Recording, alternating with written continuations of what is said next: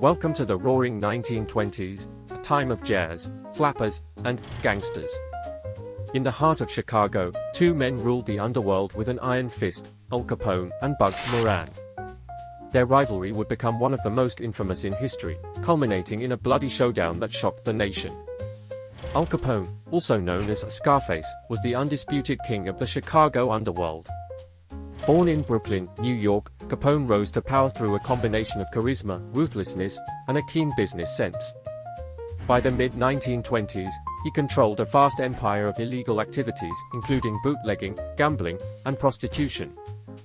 On the other side of the city was George "Bugs" Moran, a fierce and cunning rival. Moran, of Irish descent, was known for his quick temper and his disdain for Capone. He led the North Side Gang, a group that constantly clashed with Capone's South Side Gang over control of Chicago's lucrative bootlegging operations. Their rivalry was more than just a battle for territory, it was a personal vendetta. One of the most notorious incidents occurred in 1926, when Moran's men ambushed Capone's headquarters, spraying it with bullets. Capone narrowly escaped, but the message was clear: Moran was out for blood. The violence escalated, with both sides engaging in a deadly game of cat and mouse. Capone's men retaliated by targeting Moran's operations, leading to a series of brutal attacks. The streets of Chicago ran red with blood as the two gangs fought for supremacy. But the most infamous chapter in their rivalry came on February 14, 1929, a day that would forever be known as the St. Valentine's Day Massacre. Capone's men, disguised as police officers, lured 7 members of Moran's gang into a garage on North Clark Street. Believing it was a routine police raid, the gang members lined up against the wall. What happened next was pure horror. Capone's men opened fire with Tommy guns, brutally executing Moran's men.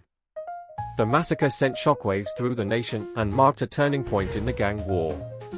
Although Moran himself narrowly escaped the massacre, his power and influence were severely diminished.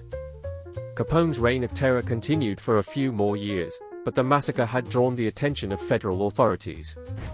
In 1931, Capone was finally brought down, not by bullets, but by tax evasion charges. He was sentenced to 11 years in prison, effectively ending his criminal empire.